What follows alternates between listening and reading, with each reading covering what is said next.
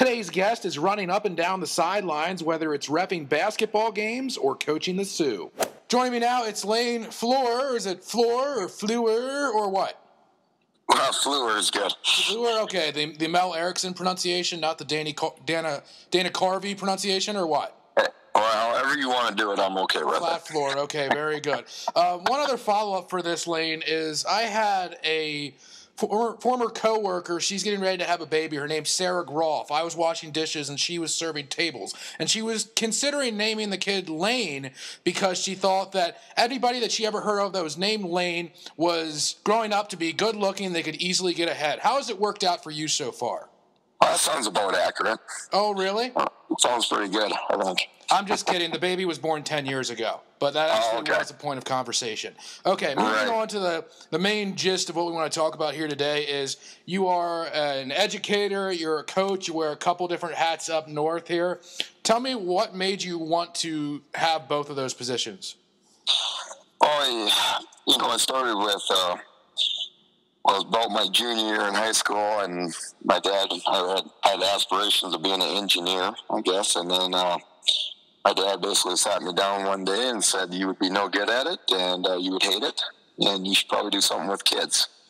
And I guess so that kind of started the whole thing, and then I guess I had one of the greatest mentors ever, I guess, in Layne Inget, and that was something I kind of wanted to follow in his footsteps, I guess, and it kind of has taken me to where I am now.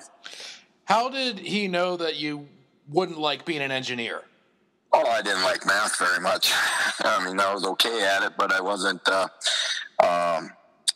wasn't something I enjoyed doing every day.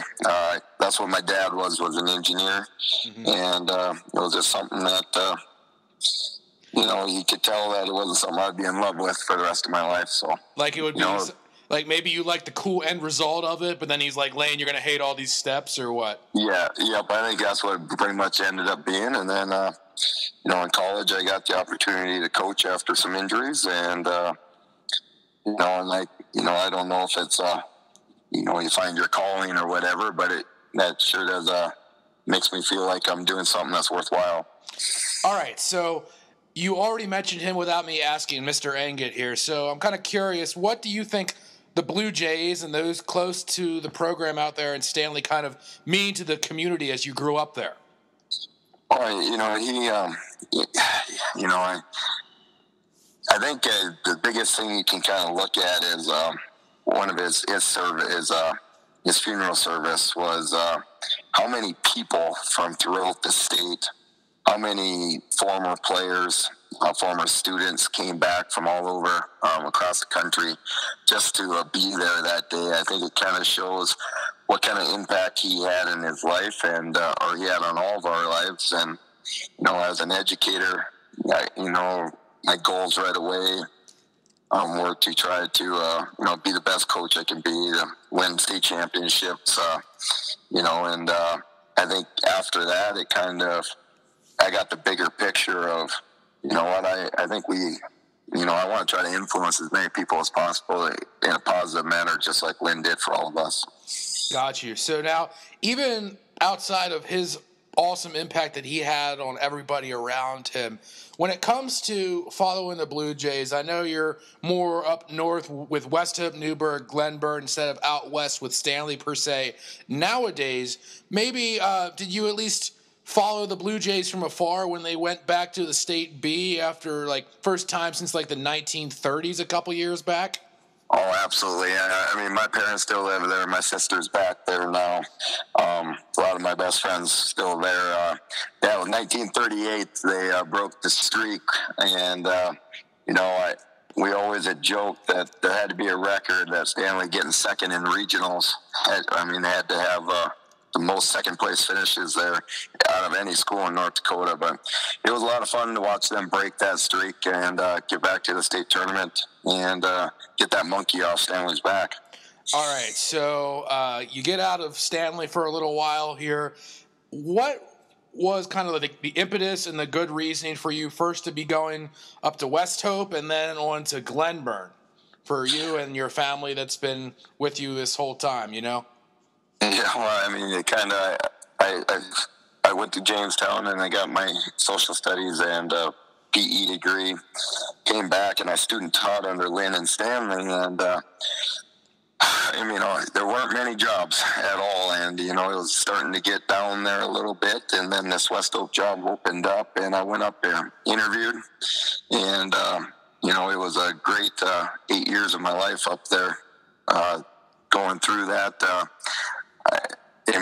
That community is unbelievable, with how they pulled us in and treated us as family, and then the opportunity to go to Glenburn and kind of progress in my career a little bit, and then to be able to do that with Larry Durr was something that I was very intriguing.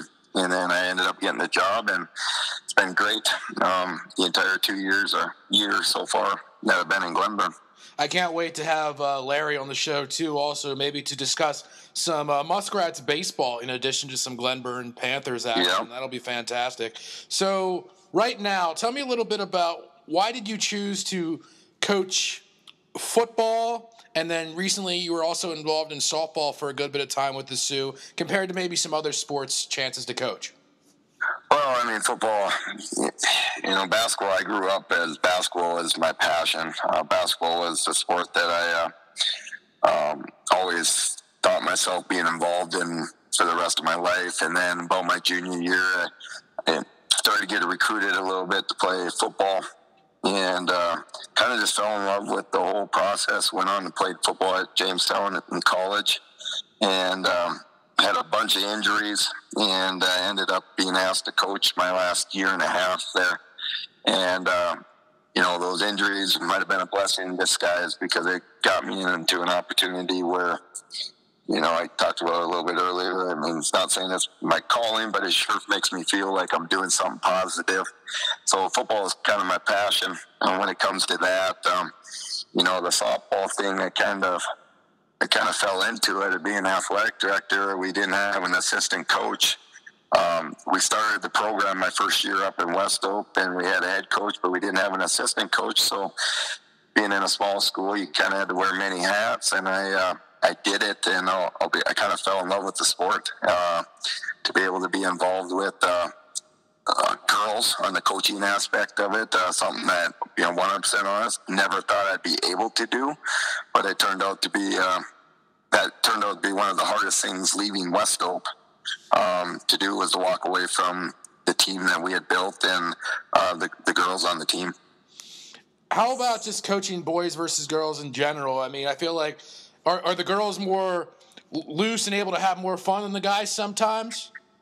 It's two different dynamics. The boys are a little bit more intense, a little bit more into it, but but the girls, I think you're exactly right. They're able to get a little bit more loose, a little bit more energetic about things. And then, but I'll tell you what, when both games were on the line, both games were in the heat of the battle, there's a lot of similarities. They're both there to win and do everything they can to help their teammates out.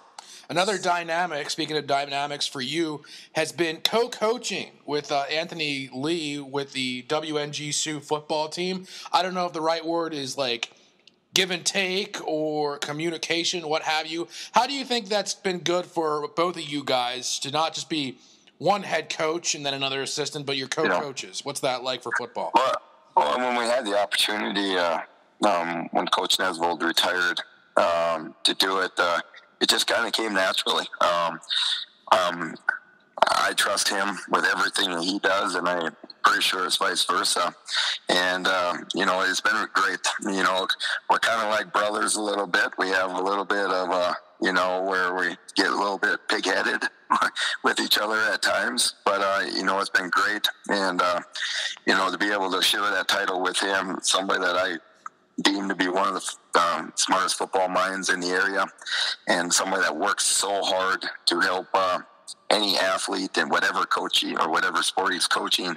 It's a privilege for me to learn from him, and and on top of that, we're great friends, so that even makes it better. Have you guys tried to maybe lighten up the end of camp or a practice by maybe running some routes against each other, like me and Jackson Feller, or do you do the Oklahoma drill in pads, or what?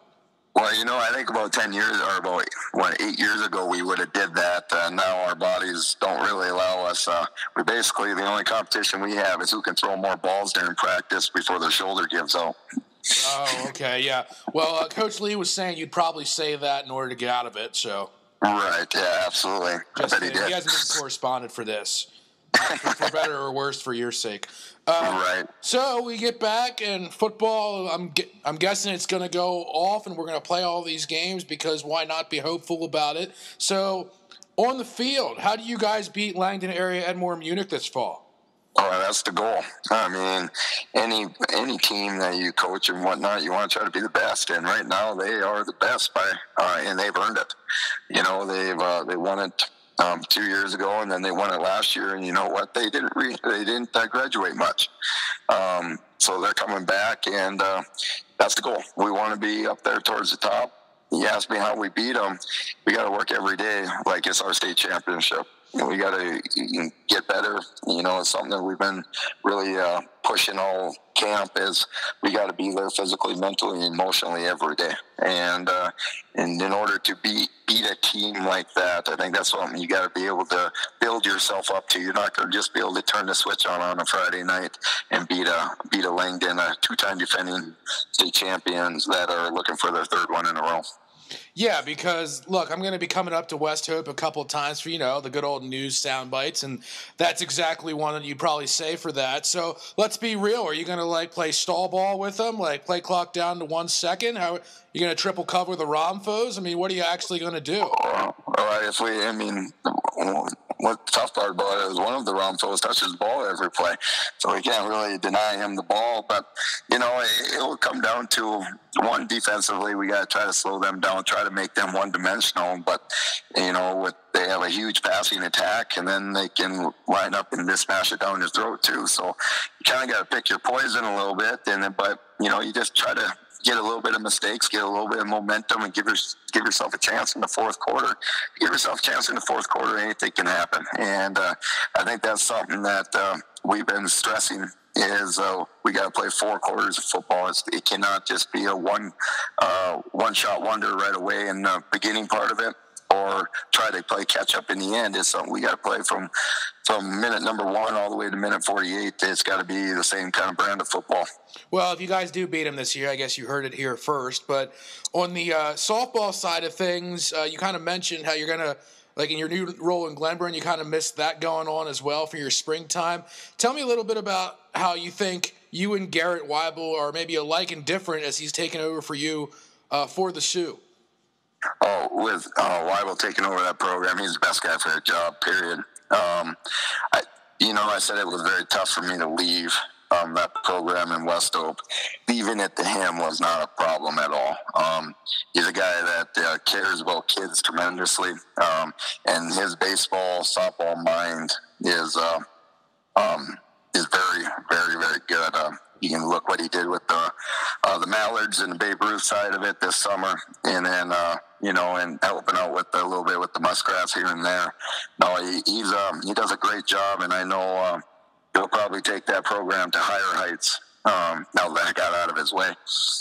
Okay, so we've already talked about coaching boys versus girls, but just athletes in general, when you're coaching them at the high school level, how do you balance, making sure the kids are having fun and growing as people, which ultimately is the most important thing, versus putting the game planning and effort in to make sure the team can win?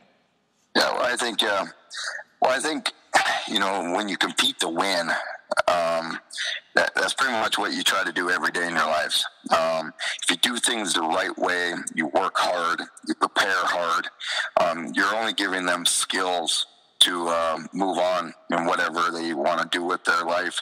So, yes, when it is probably a thin line a little bit of how hard you want to prepare somebody, how hard you want to make them get ready for a game.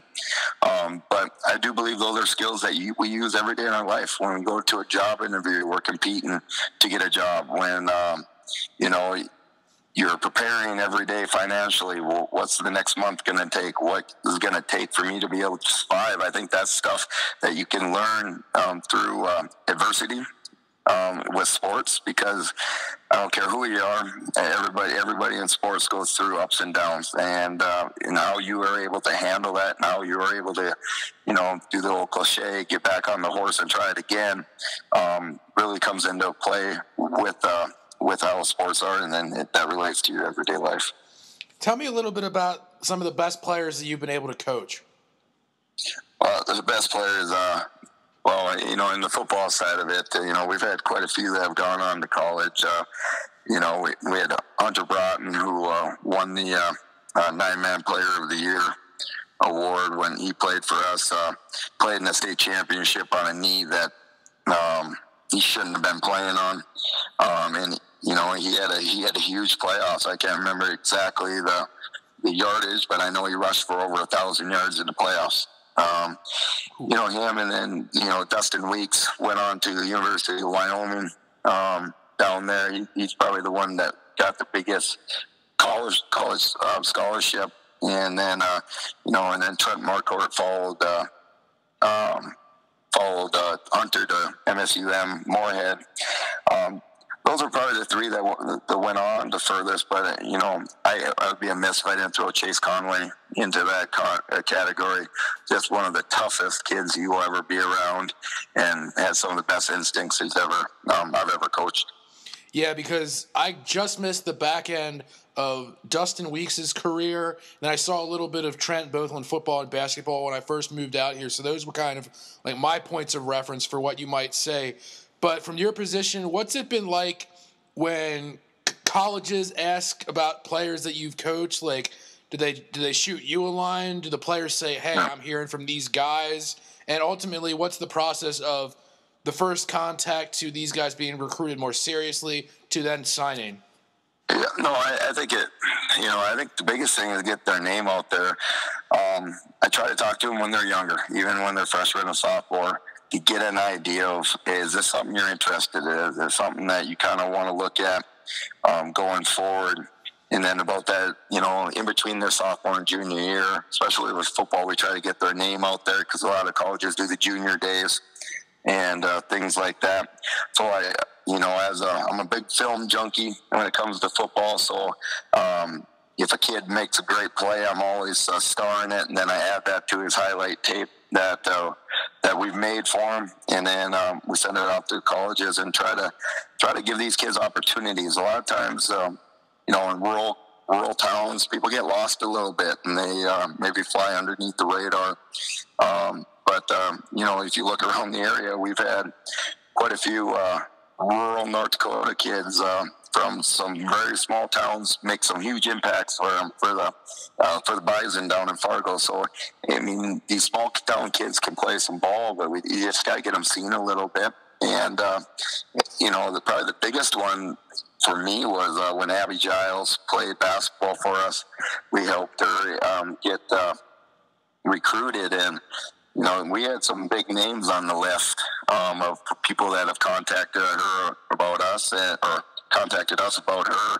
So it was kind of fun to see some different area codes come into the phone. Yeah, because is that basically the main thing? Just camp days and building the tape and just getting it out to wherever? Yep. Yeah, well, they get them out, and then, it's also, I think it's a good thing for these kids to get an opportunity to talk to coaches, form that relationship, and get comfortable with each other. Because ultimately, when they do go to play college ball, it's going to be 4 or 5 years of, this is the guy that's going to be in my corner every day. And I think it's very important for them to get to meet different guys and go through that process to kind of figure out what the best place for them is. And then we also push for them to go visit the campuses. When I went to Jamestown, I walked out of there, my dad brought me down there, and we drove out, and it just felt like home. It felt like it was somewhere where I wanted to be. And I think that's something that is very important for these kids when they do move on to that next level, is one, they're comfortable with the coaches, but they also feel like, this is somewhere I can live for the next 4 or 5 years. How much do you feel like you've been able to help the athletes that you've coached now based on going through a recruiting experience yourself? Oh, I think it was huge.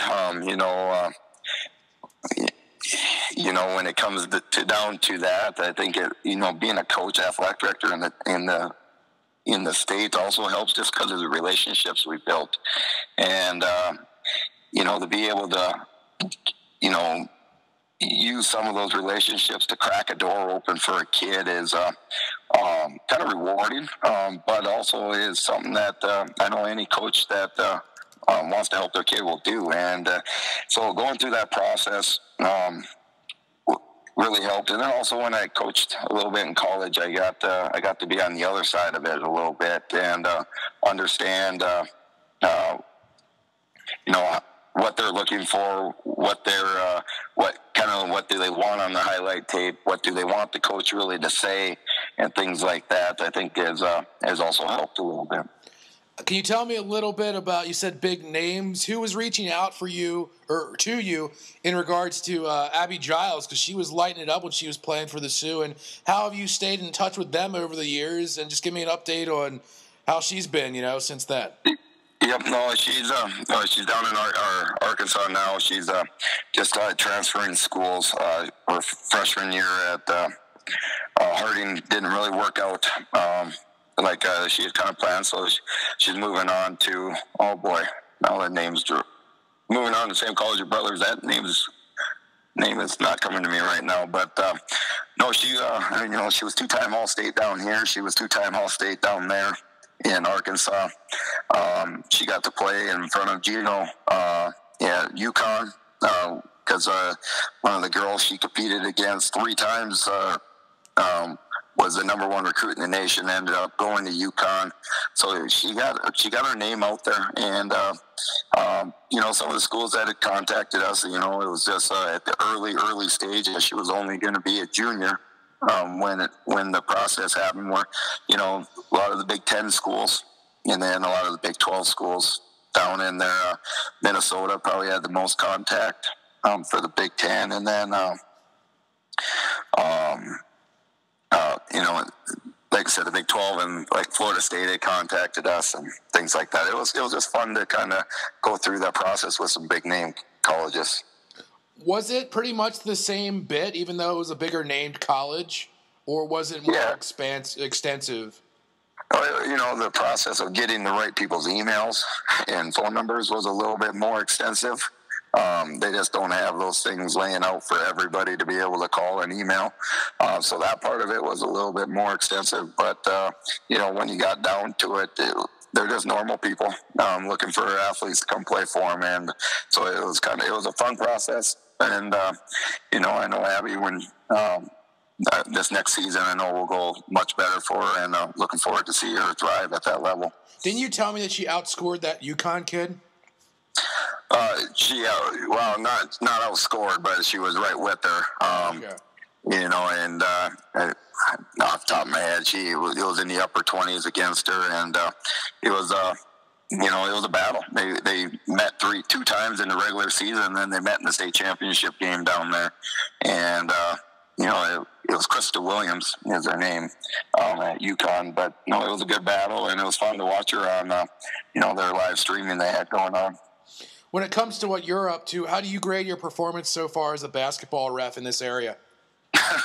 Well, not very good. If you listen to the crowd and everything, it's fun. I try to get better at it each and every day. We have a good group of guys up here in Minot that will take rookies like me, or take guys that want to try to be better and help you. And I think that's something that is very beneficial for us that are trying to do that, but it's also beneficial to help the basketball grow in the area. Get quality officials, so when these kids go out and play their hearts out every night, they are, they're getting the officiating they deserve also. What's been your biggest assignment that you've had so far? Oh, basketball-wise? I don't even know what the biggest one was. Freshman team championship or what?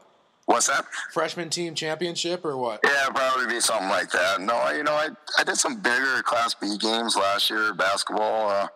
I did a Shiloh Matt Ryan game. That was fun. A good atmosphere in there. And, I did some of those Class B days in Minot here with some of those bigger upper tier teams. I guess I couldn't really tell you what the biggest one would be, but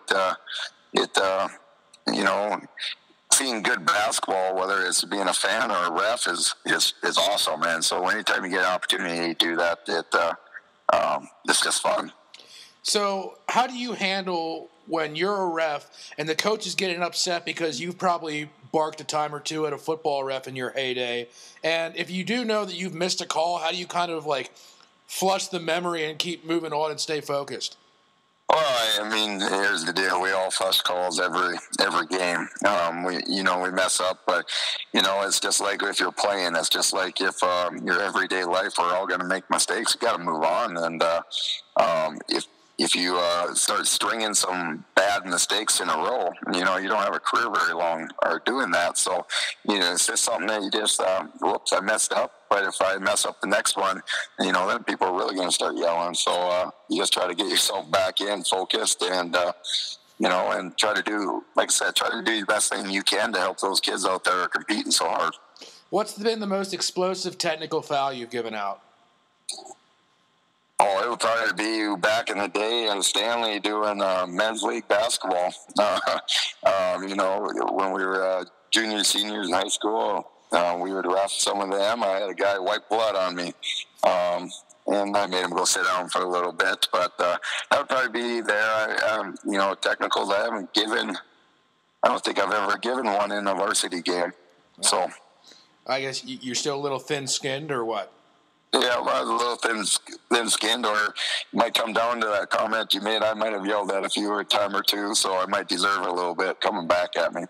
When you guys work as a crew together, what kind of goes into building the team chemistry, per se, amongst an officiating crew? Maybe it sometimes happens in the post-game hangouts. Yeah, well, I think, it's fun being out with the guys, and doing things like that. Guys and ladies don't want to leave. I know I ref a lot with Whitney Aberley, so make sure that she gets a shout out there. But it's a lot of fun just being out with them. What I don't think a lot of the common fan knows is how much preparation and how much talking these guys do to try to be better on a daily basis. And, there's situations that arise. We talk pregame about if this happens, how we're going to handle it, and yada, yada, yada, all the way down the line. And then halftime at quarter breaks, you'll see them out there talking. They're just not talking about where they're going to go eat after the game. They're like, hey, did you see that play? Was I right or was I wrong? What should it have been? What did you think there? And, there's a lot of that going on because ultimately we want to do a good job, and we're doing a good job. We're trying to do a good job for those kids and coaches that put all that time and effort into it all year long. How far away do you think you are from being as good as a ref as Whitney Aberley is? Well, a long ways. I'll say that. Whitney's putting in a lot of time and effort, and she's getting rewarded by getting to go to all these state tournaments. And Whitney, good friend of mine, and all the other officials. She does a very good job, and she's getting all the accolades that she deserves. All right, so taking off the neutral reffing cap again, just to wrap it up here, give me your predictions for the 2020 WNG Sioux that are just kicking off, and then the 2021 Sioux softball team. Oh, I think the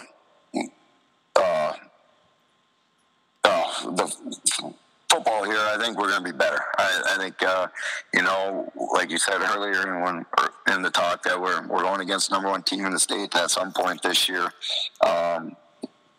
And you could say that everyone's fighting for 2, 3, and 4. We want to be at the top of the region, and we think that we're capable of, being in one of those top spots. Being able to compete with the best teams, and that's our mentality, and we don't ever kind of shy away from that. We want to try to be the best, so we try to practice to beat the best, and that's something that we really strive for every day. So I would think that I would like us to be battling towards the end of the season for one of those top playoff spots, get a home playoff game, and then see where we can go from there. WNB softball, with Coach Wible up there, this last year that senior class that didn't get to play this this last season, that was heartbreaking for me, because a lot of those girls had, started for, 4 or 5, 3 years for me, and not get to see them finish their career how they wanted to was very heartbreaking.